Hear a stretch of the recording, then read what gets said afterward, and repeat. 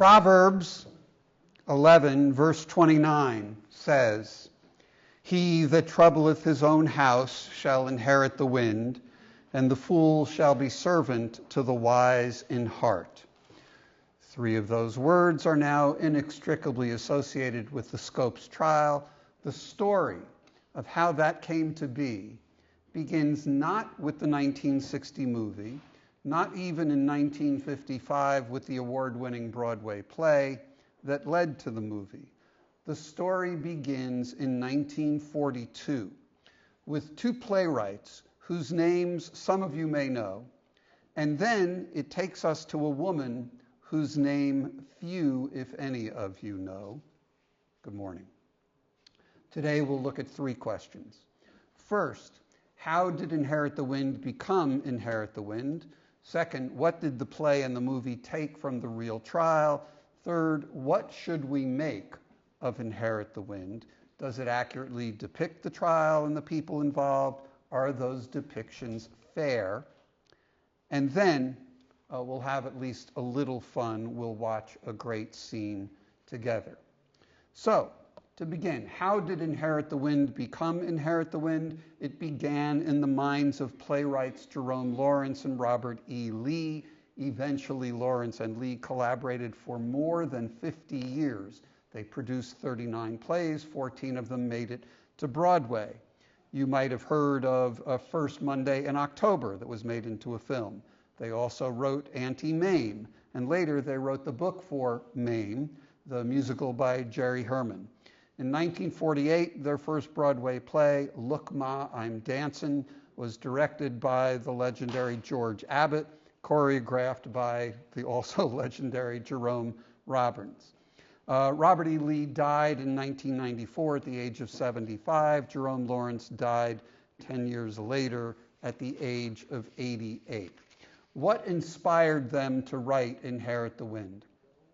In August 1957, after the play was a Broadway success, but before the movie was filmed, Lawrence and Lee wrote a piece for Theater Arts magazine called Inherit the Wind, the Genesis and Exodus of the Play, and they described the play's origins. They said that one of them was working on a master's degree. I'm guessing it was Lawrence because he went on to university teaching. And he had studied two plays by Maxwell Anderson that both dealt with the Sacco Vanzetti case, two anarchists who were executed in 1927 after being convicted, shall we say, controversially, of murder during a robbery in Braintree, Massachusetts. They wrote that one play was something of a documentary, but the other took poetic license with the Sacco Vanzetti episode to expand and dramatize and comment on the event. Lawrence and Lee said that in 1942, when they first teamed up, they talked about the Scopes trial. Now keep in mind at that point, the trial was only 17 years in their rear view mirror. It's like someone today writing about the 2008 financial crisis or the election of Barack Obama. Lawrence and Lee described the trial as, quote, living history, memorable but not musty, involved in our own lifetimes. They wanted the same liberty with the Scopes trial that Anderson had used in the second of the two plays about Sacco and Vanzetti. They wanted to elevate it to a larger drama.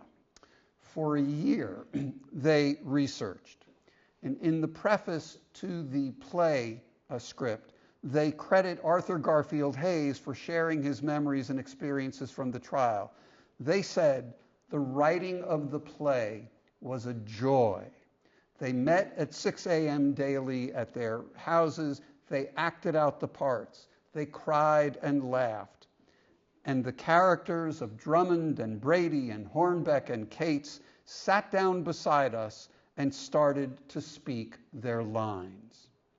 So what happened to this work of inspiration that they created? Rejection upon rejection upon rejection. They said it went back into our file drawers to sit unproduced for 5 long years. Lawrence and Lee said that Inherit the Wind was intended as a response to McCarthyism, as was Arthur Miller's The Crucible in 1953. Lawrence said about the Scopes trial, "Here's another time when there was a corset on your intellectual and artistic spirit." They wrote a preface to the script of the play. They said, "Inherit the Wind is not history." They went on to say that obviously phrases and characters came from the Scopes trial, but they concluded by saying, "The collision of Brian and Darrow at Dayton was dramatic, but it was not a drama. Moreover, the issues of their conflict have acquired new dimension and meaning in the 30 years since they clashed at the Ray County Courthouse. So Inherit the Wind does not pretend to be journalism. It is theater. It is not 1925. The stage directions set the time as not too long ago. It might have been yesterday. It could be tomorrow." Or, so the play was sitting in their drawer. What happened? What happened was a woman named Margot Jones. Well, let's continue on to the third slide, Judith.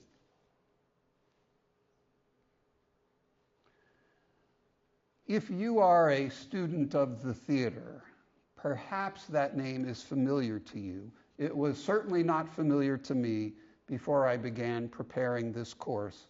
Here's what I learned. Margot Jones was a stage director and producer in Dallas. She had also worked on Broadway. In 1945, she co-directed The Glass Menagerie and had a long-standing working relationship with Tennessee Williams. She is known for having established the American regional theater movement. She created the first regional professional company in Dallas in 1947. She focused on staging new works. And it is said that she pioneered the concept of theater in the round, no stage curtain, little scenery, an audience on 3 sides. She did quip, "What about the Greeks?"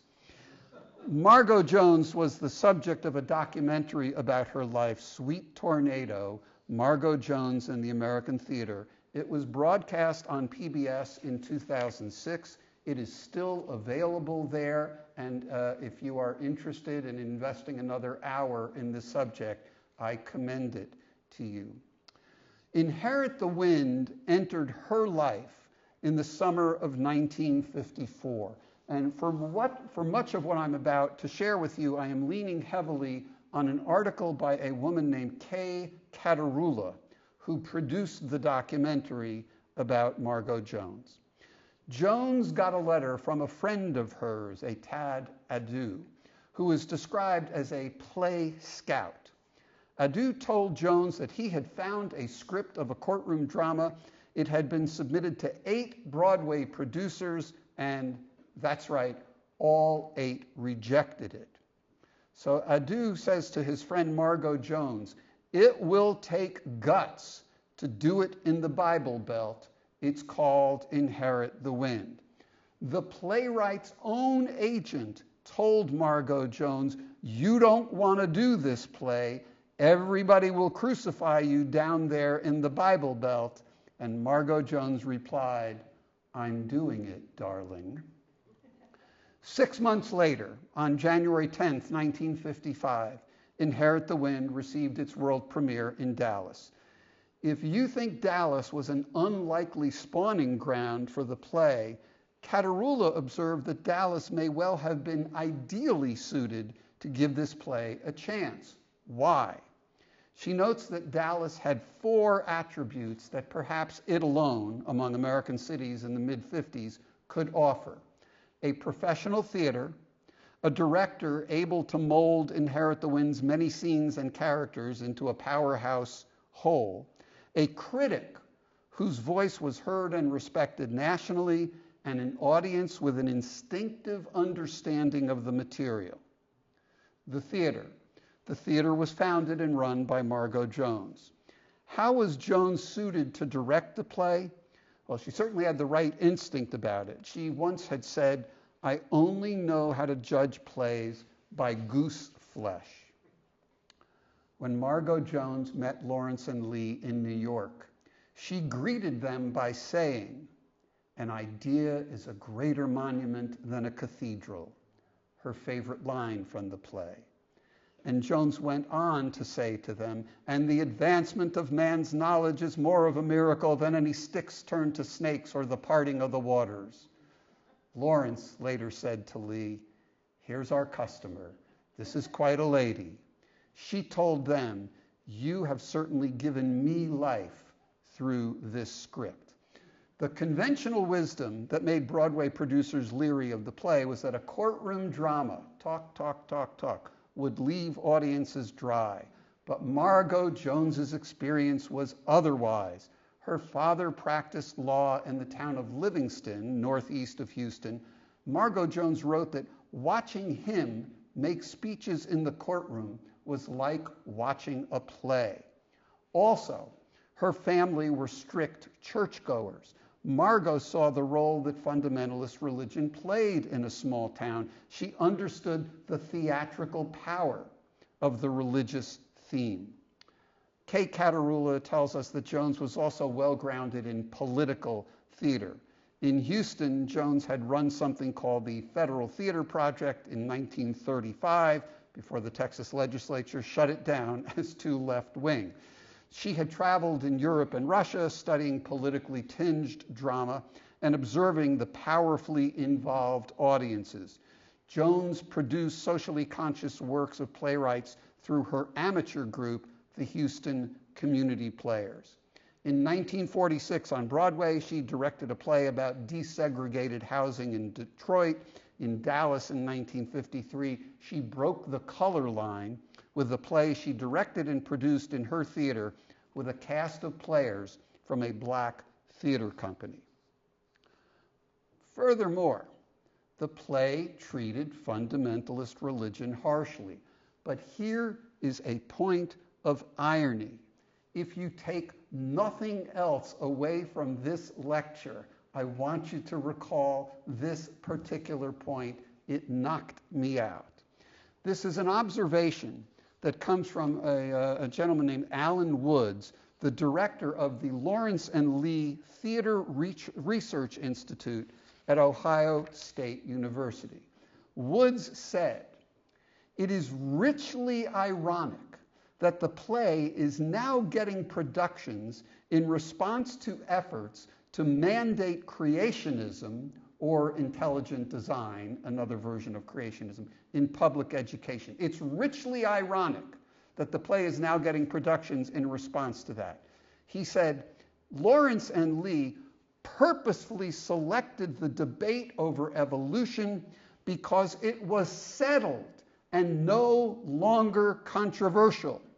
They believed," says Mr. Woods, "that the real anti-McCarthy message would be crystal clear to the mid-1950s audiences."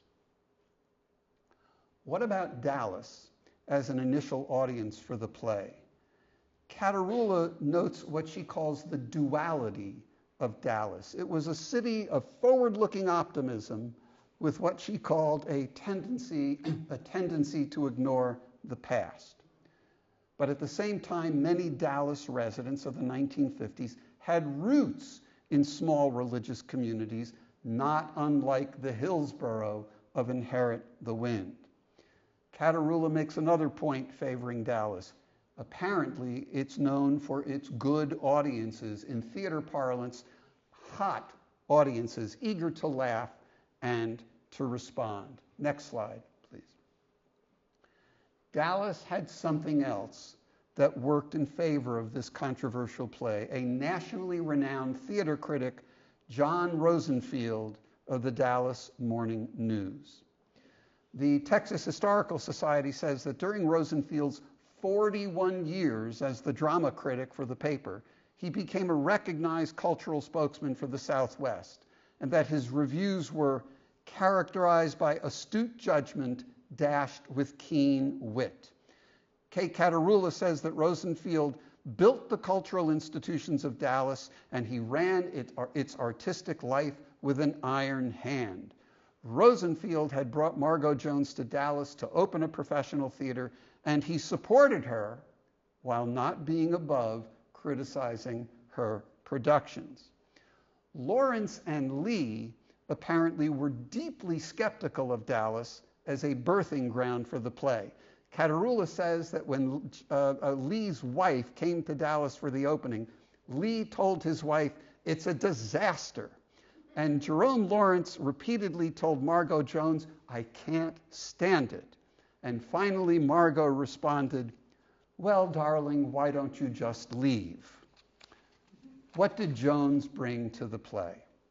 Now, remember the concern about the long courtroom speeches?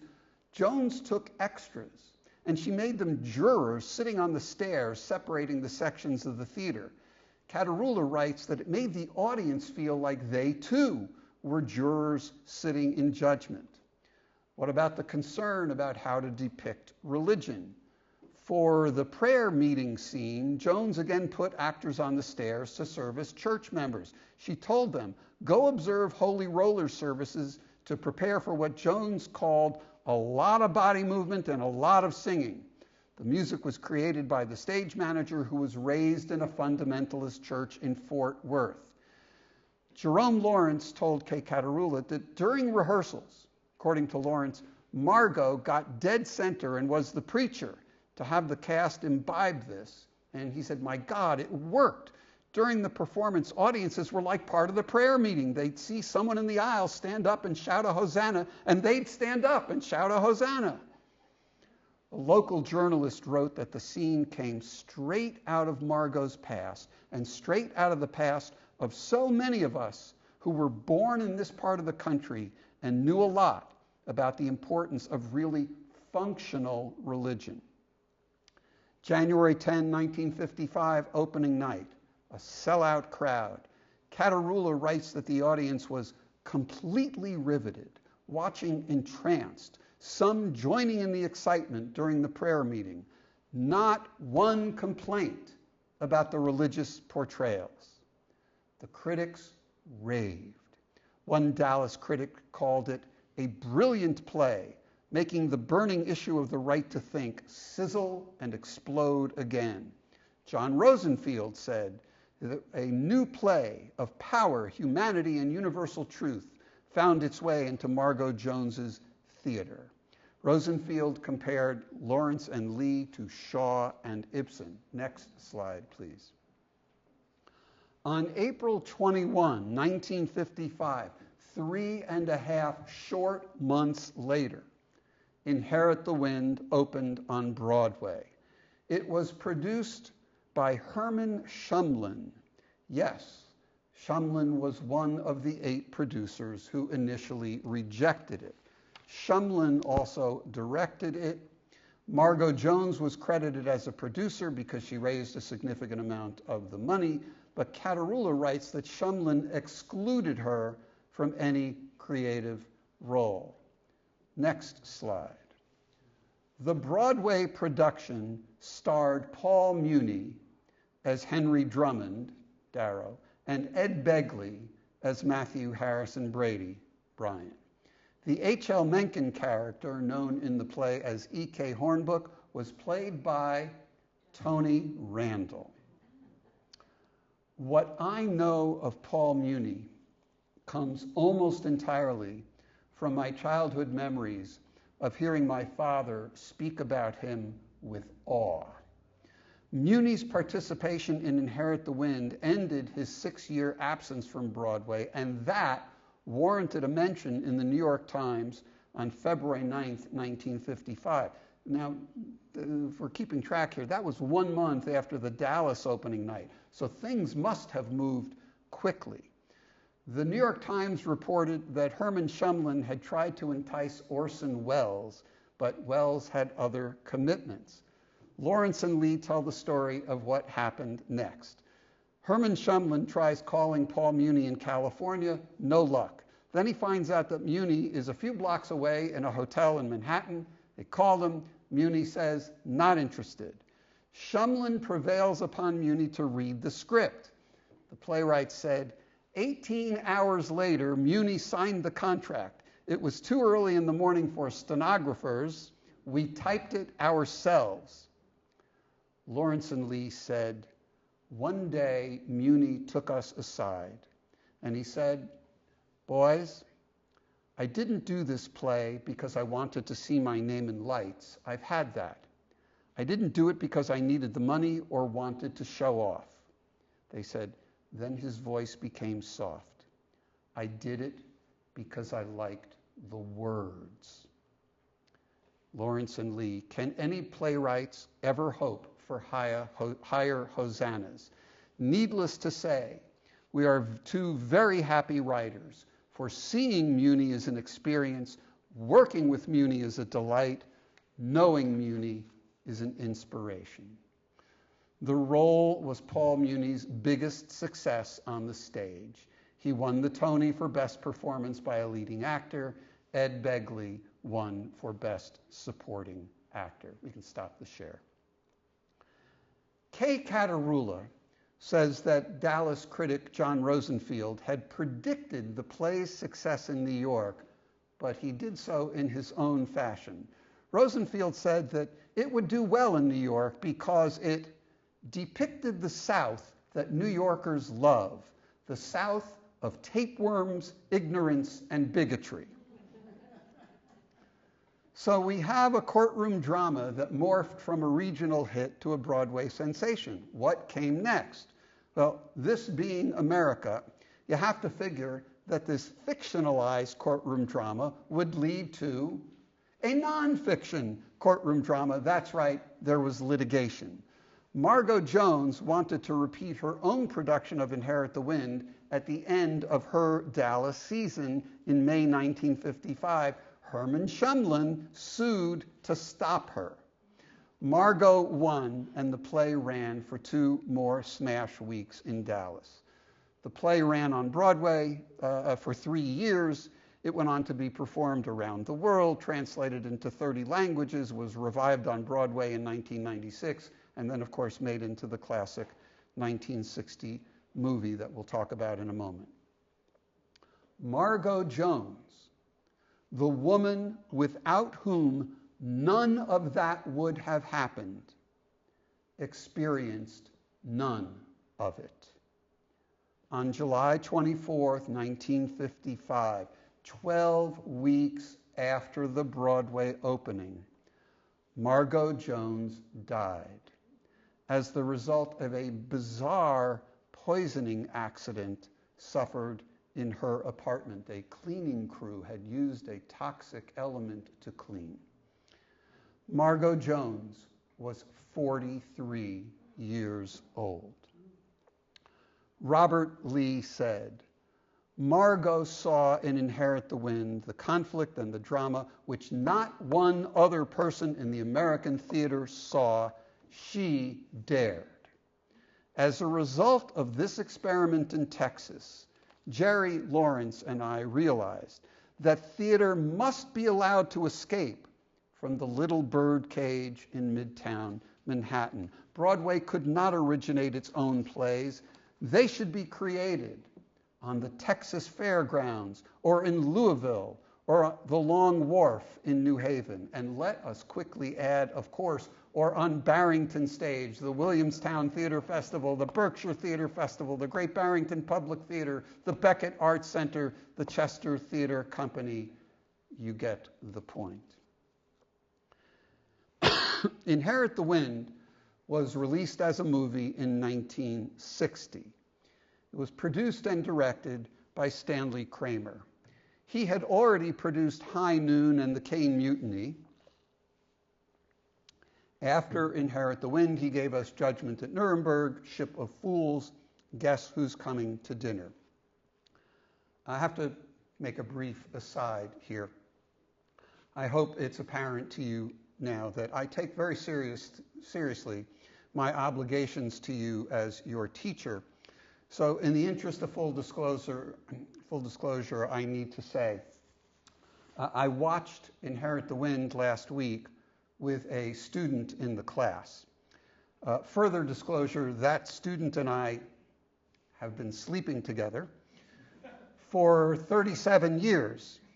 In fact, a little more than that, but okay. We've raised 2 children together. We now have grandchildren together, but I have my boundaries. While watching one of the courtroom scenes, this student asked me, "Did that really happen?" I clenched my jaw. I kept my mouth shut, but I thought to myself, "Are you kidding? You show up in class next week with everybody else. Really? You go out with these women, you have intimate relations, you get married, you raise children together, and the next thing you know, they want you to give them the answers before the other students." I fully expect to see a note on my pillow tonight. "He that troubleth his own house." The cast of the movie was extraordinary. It was full of names, or sometimes just faces, that you'd know from other roles. So, next. The bailiff was played by Paul Hartman, later a familiar face from the Andy Griffith Show. He also appeared in the movie version of How to Succeed in Business Without Really Trying. Next. The radio announcer was Norman Fell, known best perhaps for the TV show Three's Company. He also appeared in The Graduate. Next. The student who testified, Howard, was played by the actor Jimmy Boyd. Jimmy Boyd made his name as a child star with his recording of "I Saw Mommy Kissing Santa Claus." Next slide. The fire and brimstone preacher Jeremiah Brown was played by Claude Akins. Next.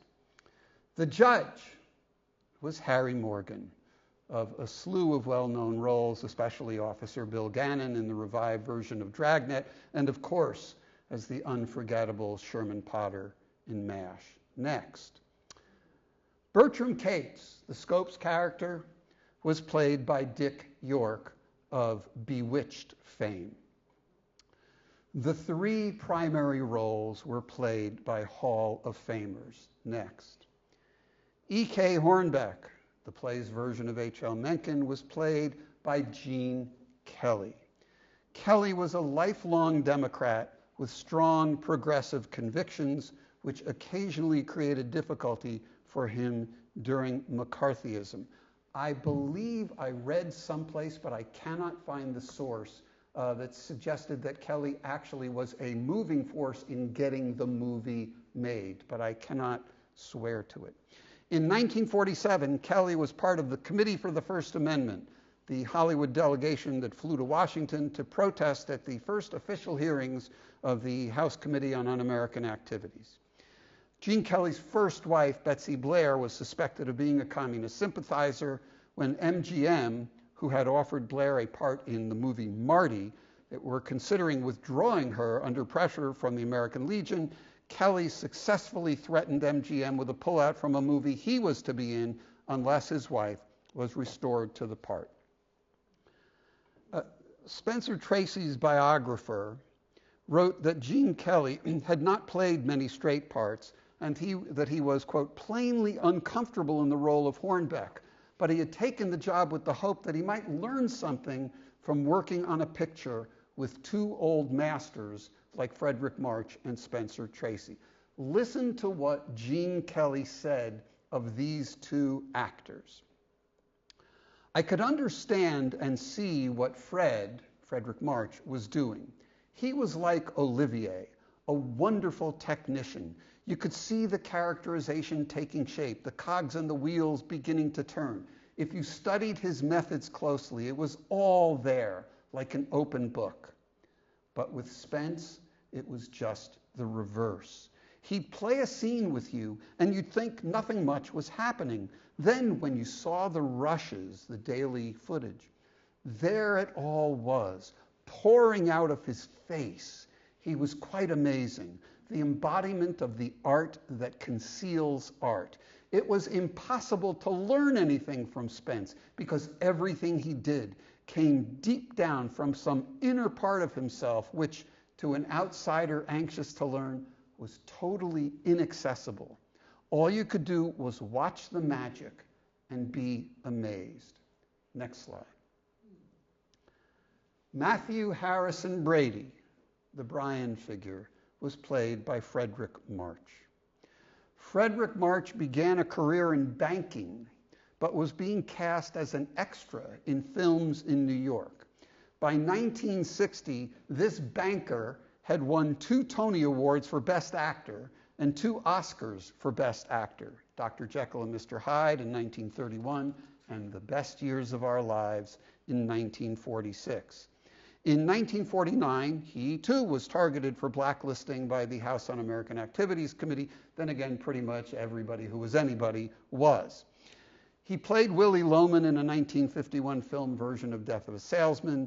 In 1955, in an informal poll of some 30 top stars, directors, and producers, March was picked as Best Film Actor by 2-1, with runners-up including Spencer Tracy. Next slide, please. Frederick March was married for 48 years to the actress Florence Eldridge, who played Sarah Brady, the wife of Matthew Harrison Brady, in the movie. March was an active supporter of the Democratic Party. We're told that Frederick March proposed for the epitaph on his tombstone, "This is just my lot." It was not used. Next slide. As for Henry Drummond, the Darrow figure, what about Spencer Tracy? He won back-to-back Oscars in 1937 and 38 for Captains Courageous and Boys Town. He was nominated 7 other times, including for Inherit the Wind in 1960. In preparing this talk originally, I found the biography of Tracy by a James Curtis, published in 2011. I found the references to Inherit the Wind fascinating. You already heard what Gene Kelly had to say about Tracy. How about some others? James Cagney said, "I'm easy to imitate, but you never saw anyone imitate Spence Tracy. You can't mimic reserve and control very well." Marlon Brando. "Spencer Tracy is the kind of actor I like to watch. The way he holds back, then darts in to make his point, darts back." Tracy, Muni, Cary Grant, they knew what they were doing. You can learn something from them. According to IMDb, from the 1940s on, Tracy suffered from severe alcoholism and diabetes.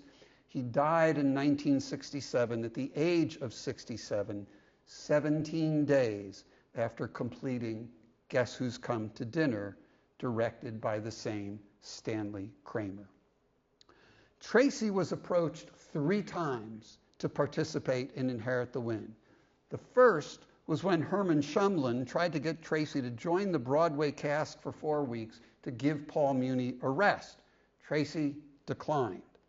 The next time came also in 1955 when Burt Lancaster's partner bought an option to the play and offered to do the movie at any studio if only Tracy would play the lead.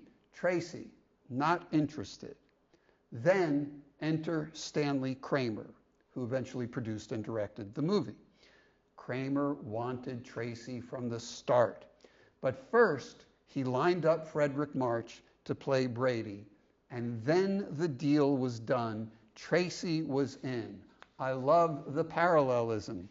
Darrow couldn't resist Brian, and perhaps Tracy couldn't resist March. Yesterday, in finishing up my notes for this morning, I don't actually make all of this up off the top of my head each week, I stumbled upon a fascinating tidbit about the making of the movie.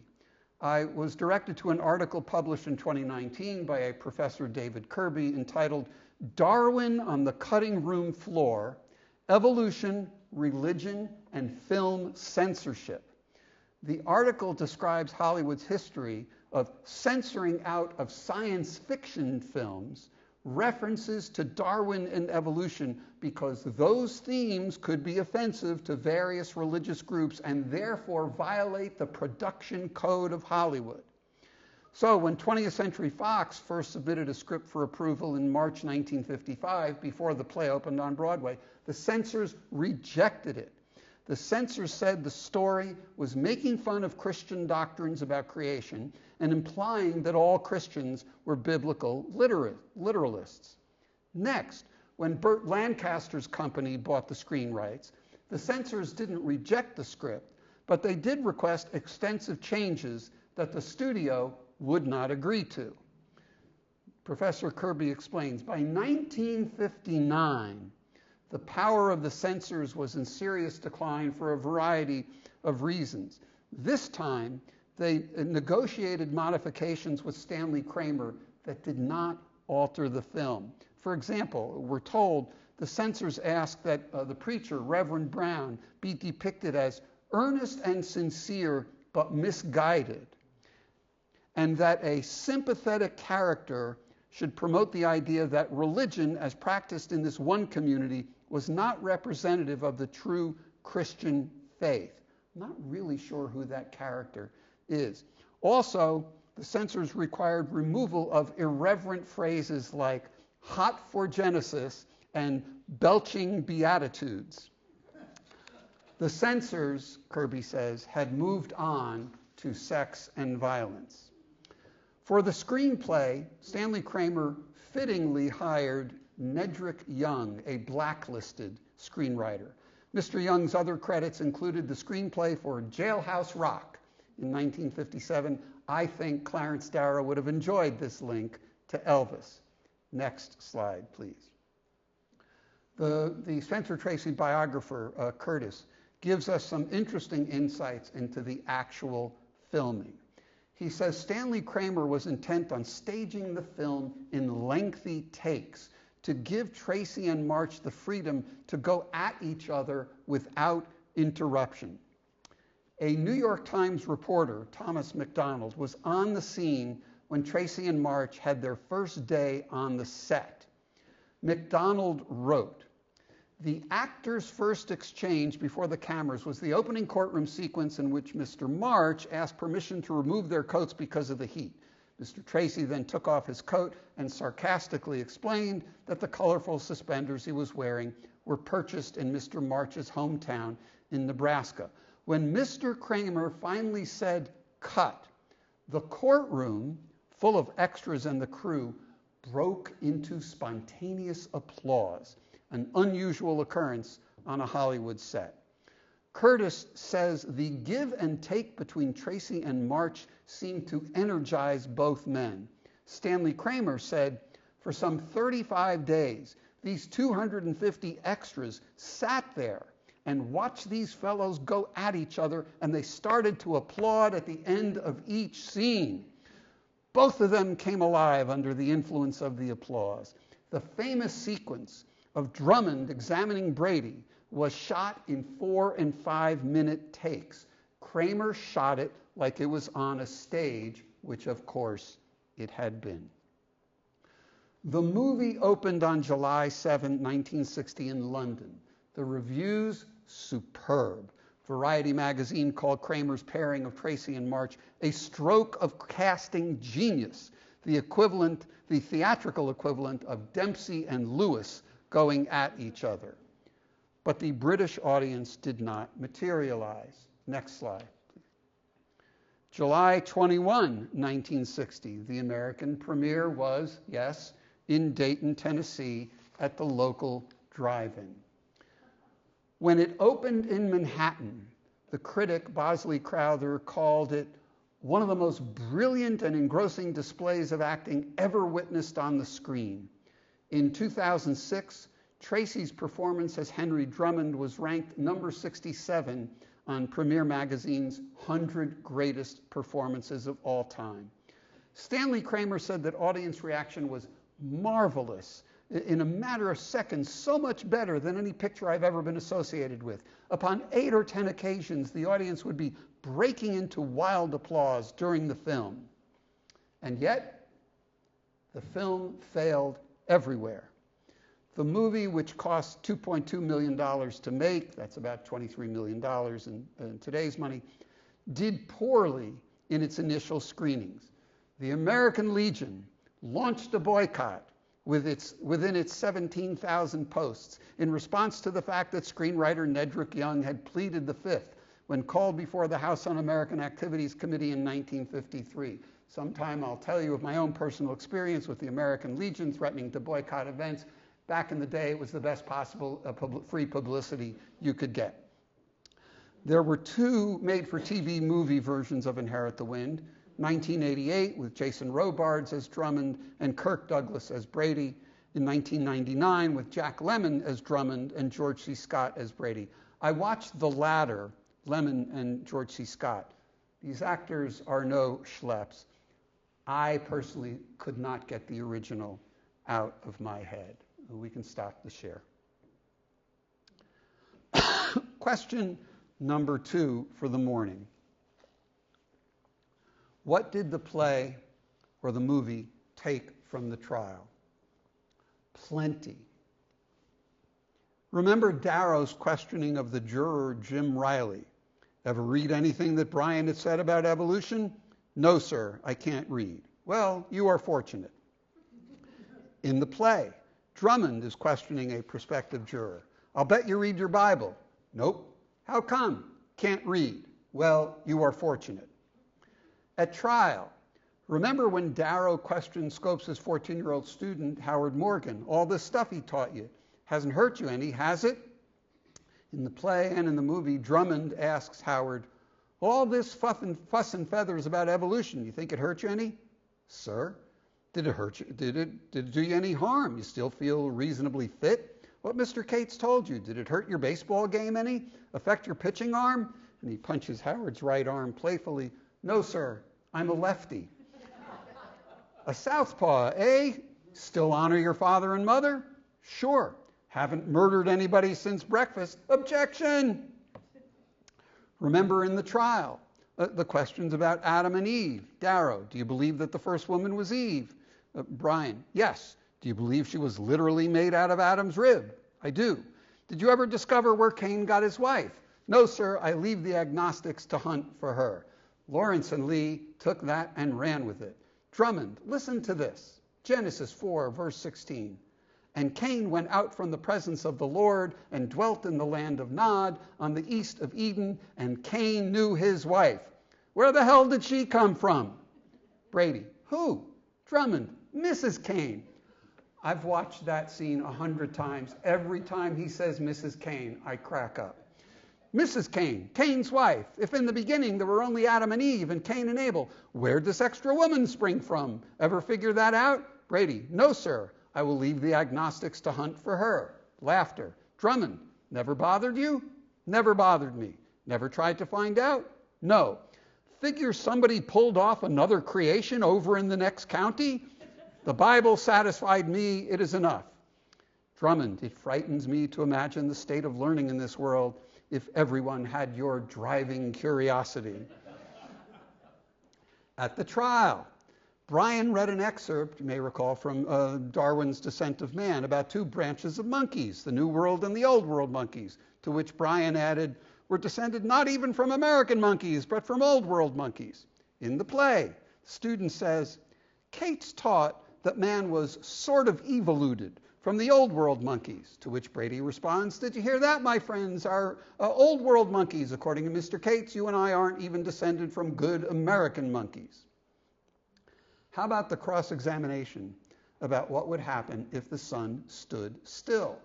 At the trial, Darrow asked Brady, have you ever pondered what would naturally happen to the earth if it stood still suddenly? No. Don't you know it would have been converted into a molten mass of matter? You testify to that when you get on the stand. I will give you a chance. Don't you believe it? I would want to hear expert testimony on that. Here's the play and the movie. Have you ever pondered just what would happen to the earth if the sun stood still? You can testify to that if I get you on the stand. If they say that the sun stood still, they must have had a notion that the sun moves around the earth. Think that's the way of things, or don't you believe the earth moves around the sun? I have faith in the Bible. You don't have much faith in the solar system. The sun stopped. Good. Now, if what you say factually happened, if Joshua halted the sun in the sky, that means the earth stopped spinning on its axis, continents toppled over each other, mountains flew out into space, and the earth, arrested in its orbit, shriveled to a cinder and crashed into the sun. How come they missed this tidbit of news? They missed it because it didn't happen. My favorite speech from the trial is in the movie, but it's not in the play. You may remember, I won't do the whole thing for you, but it's Darrow. After a while, Your Honor, it's the setting of man against man, creed against creed, till with flying banners and beating drums, we're marching backwards to the glorious ages of the 16th century when bigots lighted faggots to burn the man who dared to bring any intelligence and enlightenment and culture to the human mind. I've not seen any commentary about this, why this speech was not in the play, but then wound up in the movie, nor have I seen any comment about my observation that Darrow used the term bigots lighted faggots, but that doesn't appear in the movie version. Let's dig deeper into the cross-examination, the Drummond or Darrow cross-examination of Brady or Bryan. You may recall from the trial, I pointed out last week when Arthur Garfield Hayes called Bryan to the witness stand, the judge asked Darrow, "Do you want Mr. Bryan sworn?" Darrow said, "No. Bryan, I can make affirmation. I can say, so help me God. I will tell the truth." Darrow said, "No, I take it you will tell the truth, Mr. Bryan." So in the real trial, Bryan was not sworn in as a witness. In the play, Brady is sworn in with no to-do made about it. The movie reverts back to what happened at the trial, with Drummond saying it won't be necessary for Brady to be sworn, and Brady saying, as did Bryan, I've got no problem taking the oath. So there you have it, and I would love to know why Darrow thought not to have Bryan sworn, why the playwrights thought to change that from what actually happened at the trial, and then why the screenwriter changed it back again. I've not seen any commentary on this. For what it's worth, it feels to me like Darrow and the screenwriter got it right. There's something appropriate about setting up this cross-examination of Bryan in a way that says, this is not going to be ordinary testimony. I'm not going to hold you to the standards of telling the truth when what I'm going to be doing is asking you questions about your faith and how that doesn't reconcile with scientific inquiry. I want to share with you one tidbit that I think I've connected from the real sequence of events to the play and the movie. Back in our opening session together, back in our youth, you may remember I told you the story about George Rapelier, remember the guy who put all this together, George Rapelier and his employee who lost a 6-year-old child in an auto accident, and the preacher telling the mother at the funeral of that child, the boy had never been baptized. There can be no doubt that at this moment he is in the flames of hell. And George Rapelier was outraged, and he vowed to take on the fundamentalists about evolution. Now we go to the play. Matthew Harrison Brady has called Kate's girlfriend, Rachel Brown, to the stand. Now remember, Rachel Brown's father is the preacher, Reverend Brown. Brady gets Rachel to say on the stand that Bertram Cates dropped out of the church 2 summers ago. And she says, it was what happened with the little Stebbins boy. He was 11 years old. He went swimming. He got a cramp and drowned. At the funeral, Pa, her father, Reverend Brown, preached that Tommy, the Stebbins boy, didn't die in a state of grace because his folks had never had him baptized. Cates stands up in the courtroom and says, tell him what your father really said, that Tommy's soul was damned, writhing in hellfire. He says, religion's supposed to comfort people, isn't it? Not frighten them to death. The movie goes one step further. When the judge tells Henry Drummond to appear the next day to explain why he should not be held in contempt of court, who steps forward to post bond for Drummond? Mr. Stebbins, the father of Tommy Stebbins. I don't think this is coincidence. The Rapelier story is simply too close to the storyline in the play and the movie. Somehow, either through something they read or something that somebody told them, the playwrights Lawrence and Lee had to have known the Rapelier story.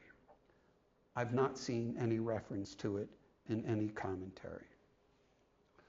Let's move on to question number 3, the harder question. What should we make of Inherit the Wind? Next week, I intend to talk with you about my trip to Dayton, Tennessee. I'm going to dip my toe in that water for a few minutes right now. If you ask the people of Dayton, Tennessee today, what is the moral of the story of the Scopes trial, they would tell you, we were wrongly and unfairly treated by Inherit the Wind. Dayton was wrongly portrayed. William Jennings Bryan was wrongly portrayed. So, were the play and the movie accurate in depicting events and real people? Were they fair in these depictions? So today I want to hit on a couple of factual points, and next week I intend to expand upon the significance of these points. First, let's take a step back. Ed Larson, Summer for the Gods. Larson says that any literary or artistic work that's as popular as Inherit the Wind acquires a life of its own. Each generation of viewers typically brings it new meaning. He says the same is true with history. Chronicled historical events not only draw meaning from their context, but also gain meaning from being chronicled. The account of a particular historical event reveals something about the time when it took place, something about the time when it was recorded, and something about the time it is read. As a work of historical fiction that is still widely used in schools, Inherit the Wind is a window into the 1920s, when the Scopes trial occurred, into the early 1950s, when Lawrence and Lee wrote the play in response to the McCarthy era, and into the later 1950s, when blacklisted screenwriters took the play, made it into a movie, and today, when it's adopted for classroom use. It raises themes relevant to each of these periods and has been used effectively by teachers to instruct students about all of them. So it's a window onto all of these eras, but as Larson reminds us, it's not exclusively about any of those eras. Remember, Lawrence and Lee said it is not journalism, it is theater. It's not 1925. Larson points out the movie set, it could just as easily be the 1950s and the 1920s. There are no telltale indicators such as period automobiles. Some easy examples of where the play took poetic license. So Cates was in prison. Scopes was never in prison. He was never threatened with prison. The Butler Act didn't call for a prison term. In fact, William Jennings Bryan was opposed to criminalizing this, and he, you may recall, offered to pay Scopes' fine. Bertram Cates' girlfriend, Rachel Brown, the preacher's daughter, urged Cates to drop out. He considers it and resists. In real life, the girlfriend and the preacher father are made-up characters. There was no equivalent in the real thing. And in addition, Scopes, of course, volunteered, in a manner of speaking, to participate, and he was more than a willing participant throughout. Hillsborough is portrayed as hating Cates and Drummond.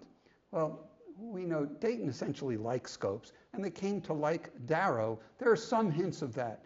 in the play. The journalist E.K. Hornbeck is portrayed as a forward-thinking, progressive voice of tolerance. In the real world, H.L. Mencken was widely described by many as a racist and anti-Semite. What about how Dayton was depicted through the character of the town of Hillsborough? Ed Larson tells us, Dayton itself was new and fundamentally disconnected from its state and region. For example, William Jennings Bryan swept every southern state during his 3 runs for the presidency, but he never carried Ray County. Larson says religious differences existed also. Tennessee and the South were essentially Baptist, whereas Dayton was mostly Methodist.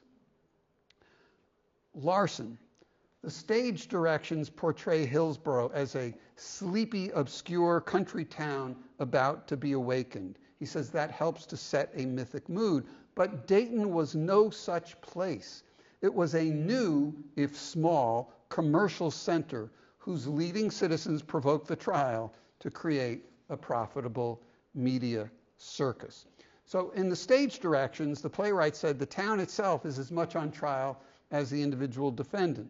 And the play makes repeated references to the wicked attack from the big cities of the North, Drummond and Hornbeck representing agnosticism, scandal-mongering newspapers, loose sexual morality, immigrants, and the like. All that small-town Protestant rural America fears and despises. So yes, the play and the movie depict a culture war, and they dramatize it. My own take, up for discussion, it's hard to reconcile 2 different things. I'll take the point that Dayton was not Hillsborough for the reasons that Larson helps us understand.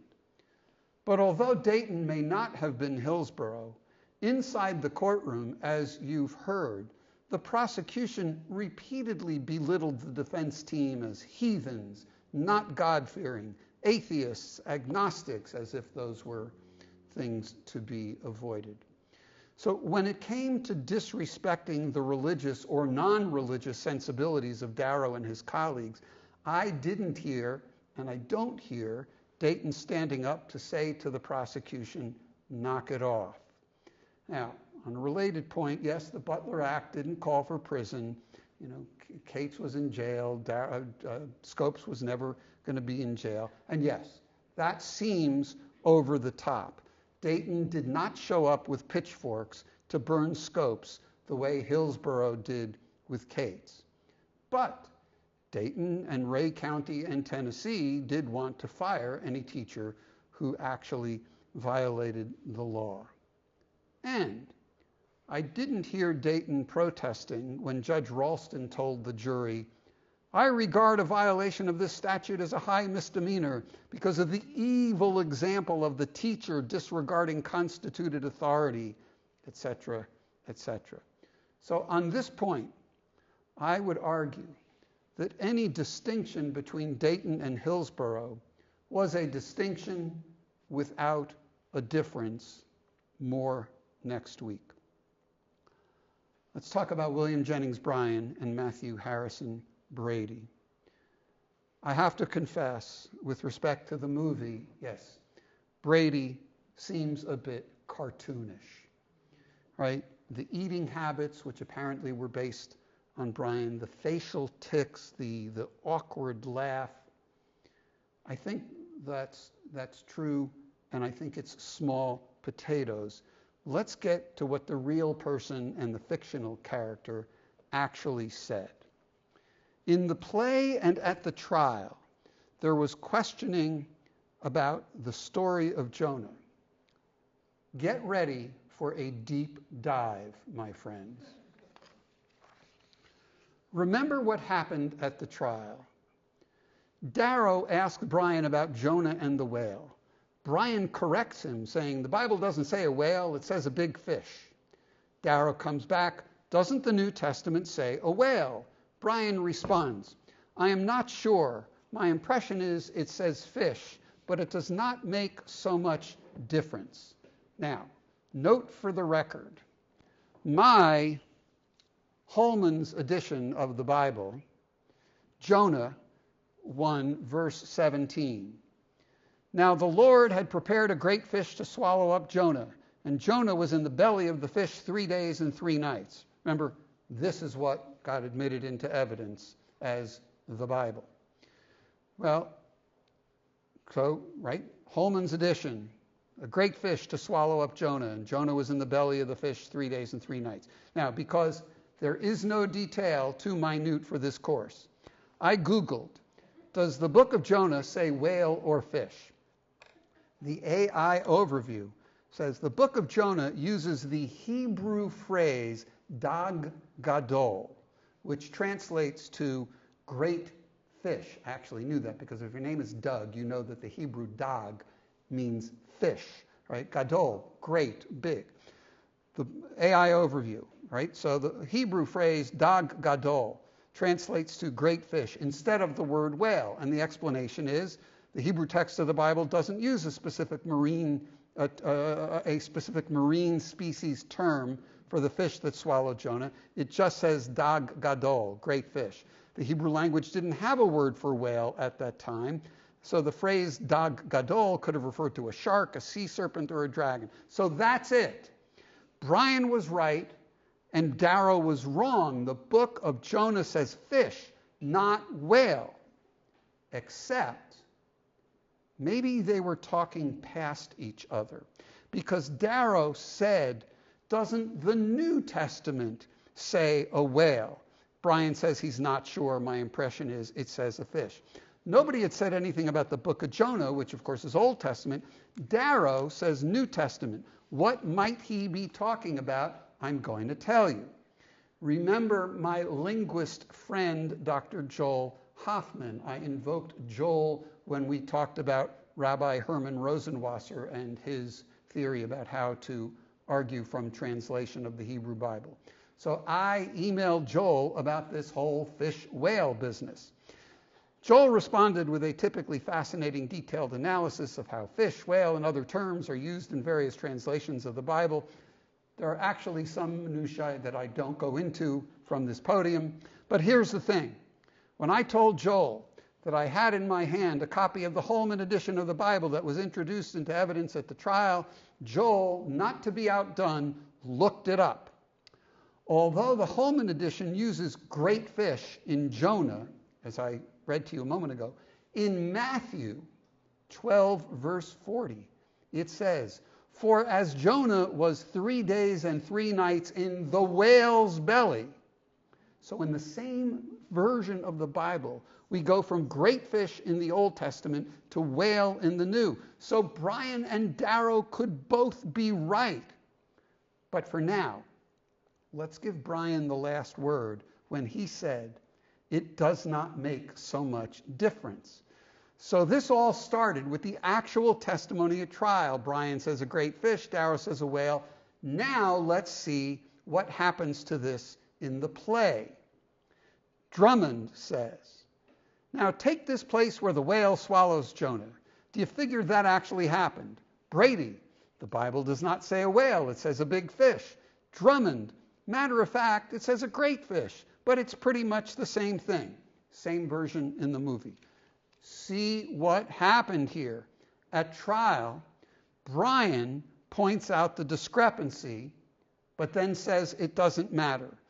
Lawrence and Lee have Brady pointing out the discrepancy, but they credit Drummond not only with correcting the correction, matter of fact, it says a great fish, but they give Drummond the role of being the sensible one who says it's pretty much the same thing.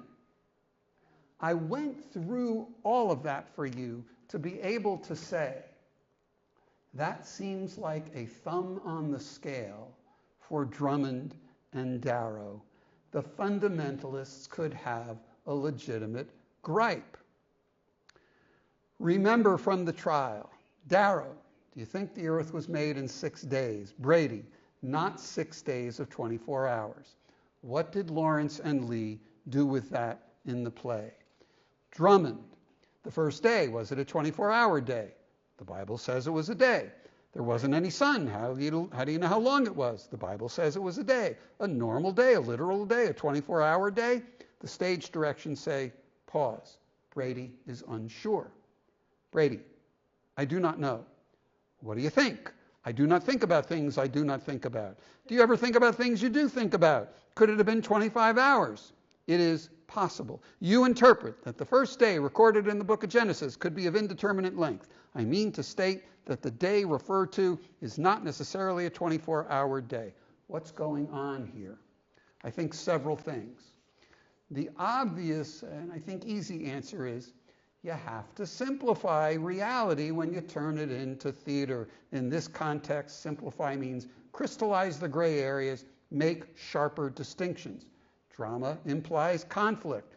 The fictionalized version of Brady hemming and hawing is better theater than Brian simply saying right off the bat, not 6 days or 24 hours.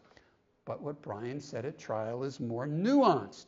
A few questions earlier, Darrow asked him if he thought the earth was only 4,000 years old. Brian said, oh no, I think it's much older than that. How much older? I couldn't say. Do you say whether the Bible itself says it's older than that? I don't think the Bible says itself whether it's older or not. This is not a small point. To take a guy who actually said right away, not 6 days of 24 hours, and turn him into a guy who says he didn't know if it was a 24-hour day, that strikes me as more than poetic license. If you are a follower of Brian, you'd be angry. There are those who say that Inherit the Wind distorted Brian as a means of belittling religion or religious fundamentalism or opposition to the teaching of evolution. But you need not be a follower of Brian to be upset. Gerald Gunther was a renowned professor of constitutional law at Stanford Law School for many years. Gunther wrote, upon seeing the play on Broadway, for the first time, I walked out of a play in disgust. I ended up sympathizing with Brian, even though I was and continued to be opposed to the ideas in the case, simply because the playwrights had drawn the character in such comic strip terms. Now, if Lawrence and Lee were here, I have a high degree of confidence they would say, but we told you, Inherit the Wind does not pretend to be journalism, it's theater, it's not 1925. If you are holding the playwrights responsible for the public looking at Brady and seeing Brian, then there is a good case to be made that they contributed to a popular misimpression of what Brian actually said. And surely they could not have been surprised that the public would look at Brian and see Brady. While we're looking at the accuracy and fairness of portrayals of the real participants, I'd like to ask, was Darrow accurately and fairly portrayed in the character of Drummond? And I want to bring to your attention one tidbit. While cross-examining Brady, Drummond says, we must abandon our faith in the pretty poetry of Genesis. I haven't found Darrow saying anything like that during the trial. I don't see anything in the defense case that makes that argument. To the contrary, in the written statement of one of the science experts who did not get to testify, Curtly Mather, he wrote, science has not even a guess as to the original source or sources of matter. It deals with immediate causes and effects, not at all with ultimate cause and effects. None of those facts is really in any way disturbing to the adherent to Christianity. Not one of these facts contradicts any teaching of Jesus Christ known to me. None of them could, for his teachings deal with moral law and spiritual realities. Natural science deals with physical laws and material realities. Having Drummond say, we must abandon faith in the pretty poetry of Genesis, I think is a dramatic device to sharpen the contrast between him and Brady. And in so doing, there are elements of caricature about Drummond. Fundamentalists don't recognize it as a device because it reinforces what they think of Darrow. He's a godless, heathen, agnostic, atheist, whatever. I don't see that Darrow or Hayes or Malone or Neal ask anyone to substitute scientific inquiry for their faith in the Bible. This leads to another complaint I heard in Dayton about Inherit the Wind. You may recall the final scene is Drummond clutching both Darwin and the Bible in his hands at the end of the movie. And the complaint is Darrow would never have clutched the Bible in that way. This sanitizes Darrow, makes him appear tolerant of religion in a way he actually wasn't. Here, I think the movie has an internal contradiction. Drummond saying we must abandon faith in the pretty poetry of Genesis, and the Bible is a book. It's a good book, but it is not the only book. I like that contradiction because it's messy, and life is messy.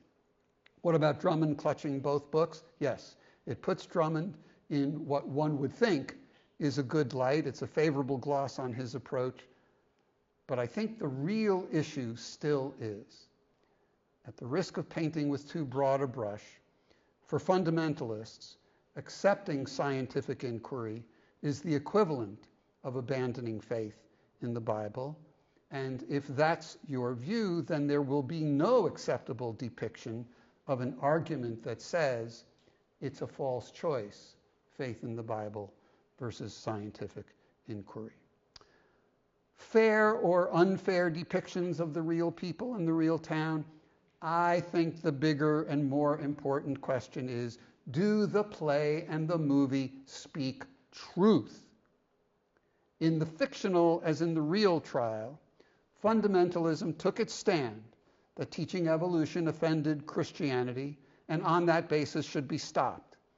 And that the people who felt that way, the people who wrote and applied the law in Tennessee, were entitled to have their way. That, in my view, was the only real issue in Dayton. That comes through loud and clear in the real trial and in the fictionalized version. I frame it as some of the play and the movie may be inaccurate, but all of it is true. In the play and the movie, we are introduced to two women, Brady's wife, Sarah, and Rachel Brown, the daughter of the preacher, Reverend Brown.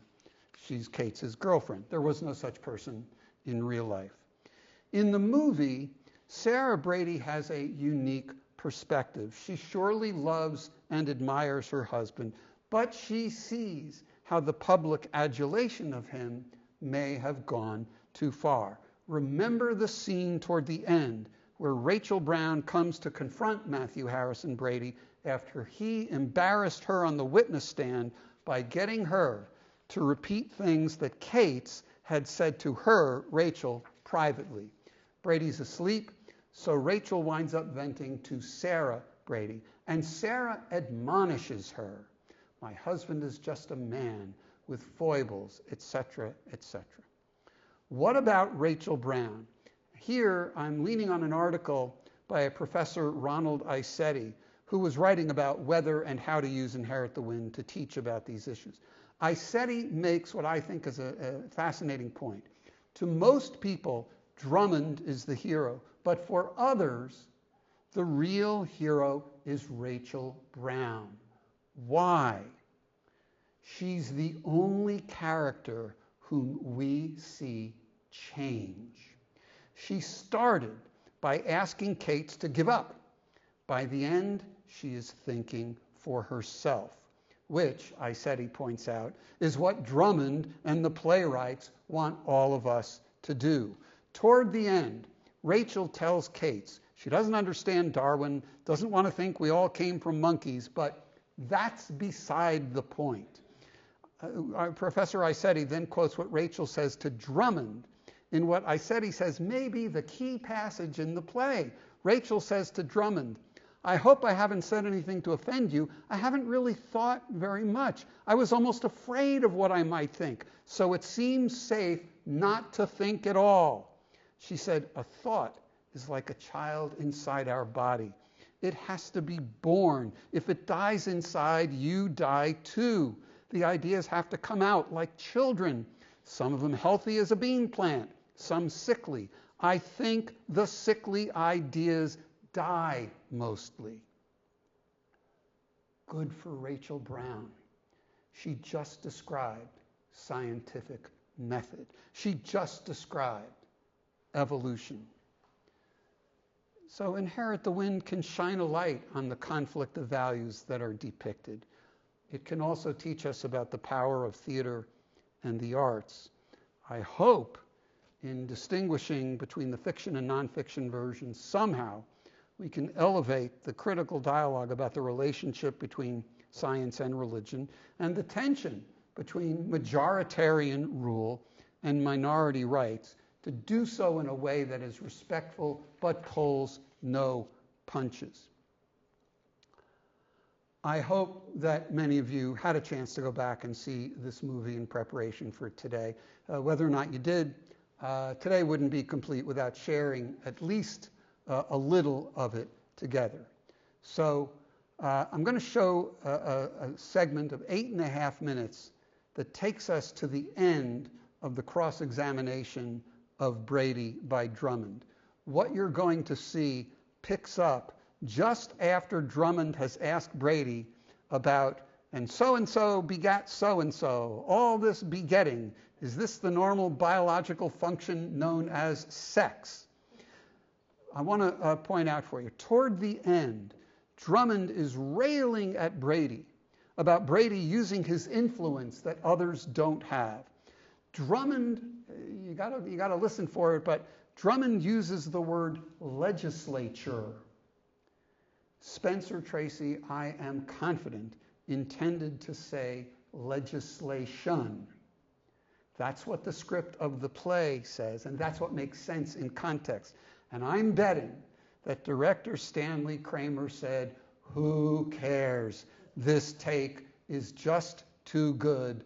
Leave it alone. Let's enjoy. And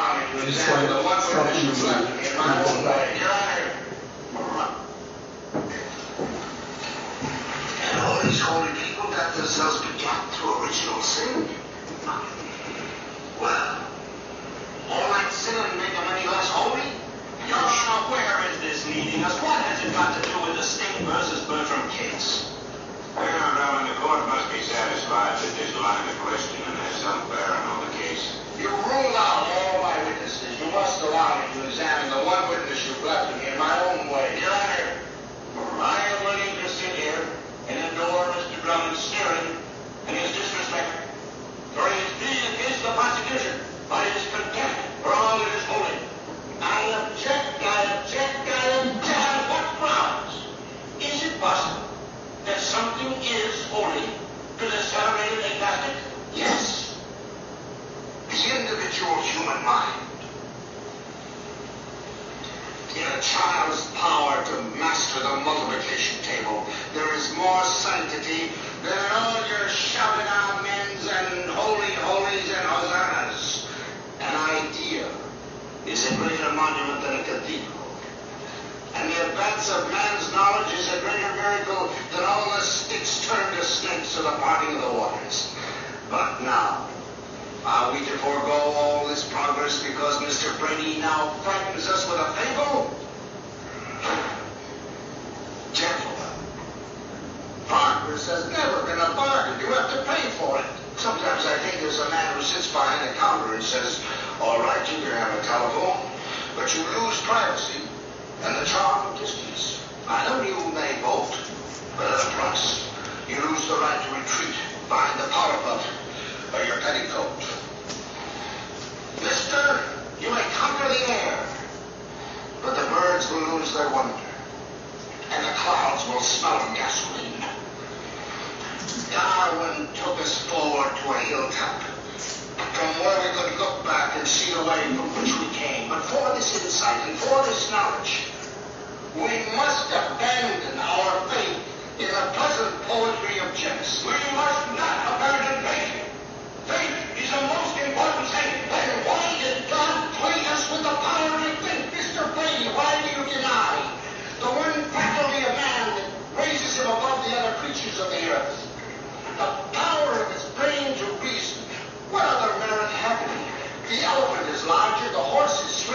and stronger. The butterfly is far more beautiful. The mosquito is more prolific. Even the simple sponge is more durable. What does a sponge think? I don't know. I'm a man, not a sponge. What do you think a sponge thinks? If the Lord wishes a sponge to take, it takes. Do you think a man should have the same privilege as a sponge? Of course. This man wishes to be accorded the same privilege as a sponge. He wishes to think.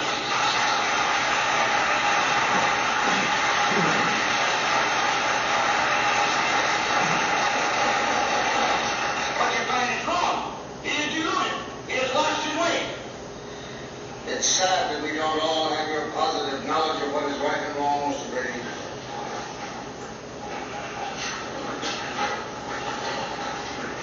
How old do you think this rock is? I'm more interested in the rock of ages than I am in the age of rock. Dr. Page of Oregon College told me this rock is at least 10 million years old.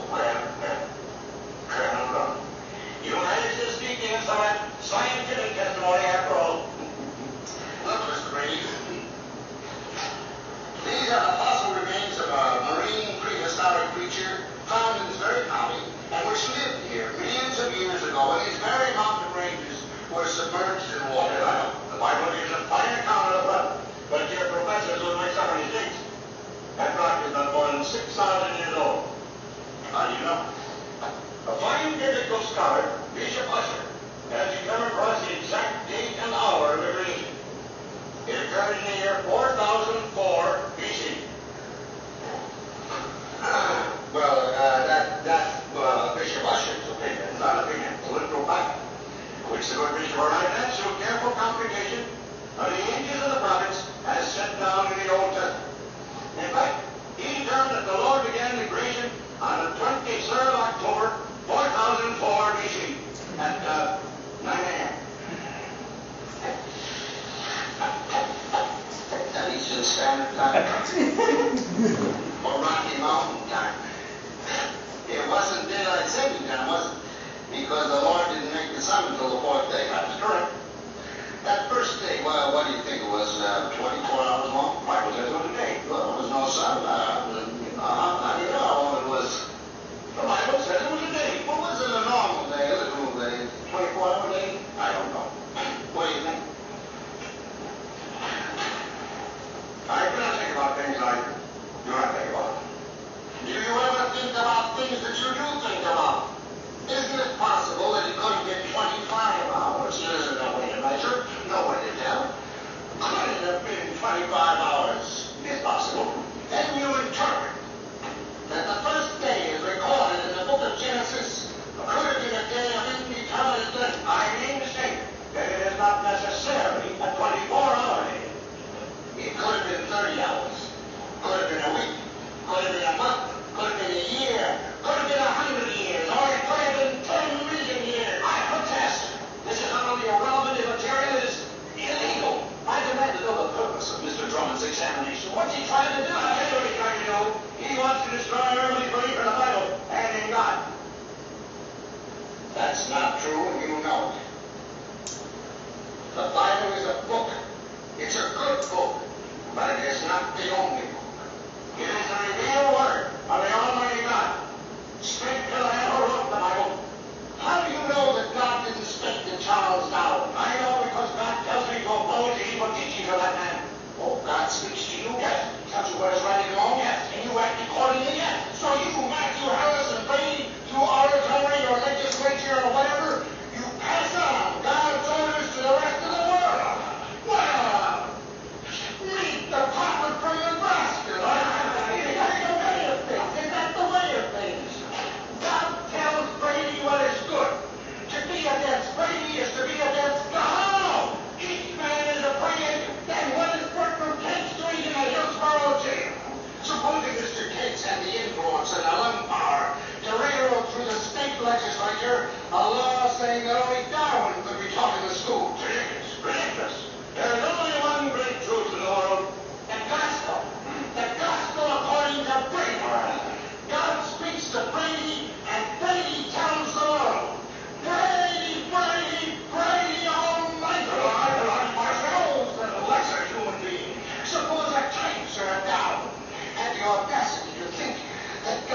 whisper to him that an untidy thought might still be holy. Must a man go to prison because he differs with the self-appointed prophet? Extend the testaments. Let us have a book to pray. We shall hatch the penny and slip you in neatly between Numbers and Deuteronomy. Am I right, friends? The witness is my boys. And the witnesses are you. What I believe in the truth of the book of Genesis. I said it's the very first number of Deuteronomy. Joshua, First Samuel, Second Samuel, First Kings, Second Kings, Isaiah, Jeremiah, Leviticus, Ezekiel. Boys, it's 10 o'clock tomorrow morning.